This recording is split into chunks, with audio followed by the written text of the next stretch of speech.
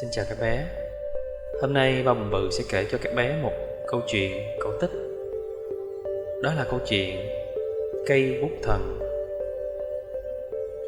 Ngày xưa, có một đứa trẻ thông minh tên là Mã Lương. Em rất thích vẽ, nhưng nghèo quá, chẳng mua nổi cây bút vẽ. Em côi cút, một mình kiếm củi sống qua ngày. Một hôm, Mã Lương đi qua cửa nhà quan, nhìn thấy một họa sĩ vẽ tranh. Thích quá sáng lại bên cửa sổ nhìn xem. Em nói với họa sĩ: "Ông ơi, cháu thích vẽ lắm, cho cháu một chiếc bút vẽ ông nhé." Tên quan và họa sĩ đều cười ồ lên và bảo: "Đồ nghèo hèn mà cũng đòi học vẽ à? Cút đi mau." Mã Lương tức quá nói: "Nghèo thì không được học vẽ sao ạ?" Nói rồi em mới chịu bỏ đi. Thế là Mã Lương tự khổ công học vẽ lấy.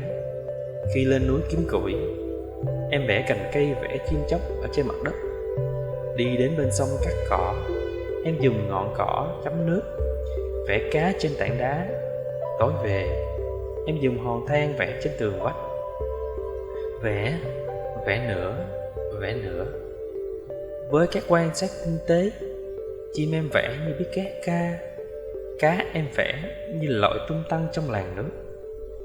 Có hôm em vẽ sói trên vách núi, mà dê, bò nhìn thấy chùng bước không dám lên núi. Có người mới hỏi Mã Lương rằng: "Mã Lương ơi, cháu học vẽ cũng là để đi làm cho nhà quan phải không?" Em lắc đầu trả lời: "Không, nhất quyết là không. Cháu chỉ vì người nghèo mà vẽ thôi." Ngày qua ngày, Mã Lương có tiến bộ rất nhanh. Em xiết bao mong mỏi có được một cây bút vẽ. Một buổi tối, Mã Lương vừa mơ màng ngủ thì thấy một ánh hào quang. Rồi một cụ già râu tóc bạc phơ xuất hiện, cho em một cây bút vẽ và dặn dò: "Mã Lương, đây là cây bút thần ta cho cháu, nhưng cháu phải ghi nhớ lời cháu đã hứa, chỉ vẽ cho người nghèo." Nói dứt lời, cụ già biến mất, khiến em còn chưa nói xong lời cảm ơn cụ. Mã Lương tỉnh dậy, vẫn tưởng như trong mộng, nhưng cây bút chả ở trong tay em đó sao? Em cười sung sướng: "Ha ha ha ha, tôi có bút vẽ rồi." Mã Lương dùng cây bút đó vẽ chim thì chim bay được cất tiếng hót, vẽ cá thì cá biết bơi. Đúng là cây bút thần. Mã Lương dùng cây bút thần, ngày ngày vì người nghèo trong thôn làng mà vẽ. Ai thiếu thốn thứ gì, cần gì thì em vẽ ra thứ đó. Một hôm, em đi qua một mảnh ruộng, nhìn thấy bác nông dân và một đứa trẻ đang gò lưng kéo cày. Đất rắn quá, không kéo nổi nữa. Mã Lương lấy bút ra vẽ tặng một con trâu cày. Kìa, con trâu đã hiện ra, đi xuống ruộng mà cày ruộng cho bố con của bác nông dân. Tên quan biết Mã Lương có cây bút thần, bèn sai tay chân tới bắt Mã Lương về, sai em vẽ cho nó bạc, vàng và châu báu. Nhưng em khẳng khái đáp: "Tôi nhất định không vẽ." Em đã bị giao vào một tối, không cho ăn uống và thứ gì gấp cả. Đêm đó tuyết rơi, trời rất lạnh. Tên quan nghĩ rằng Mã Lương chẳng chết đói thì cũng chết rét mà thôi. Lò dò khoác áo ấm dòm vào ngục xem sao.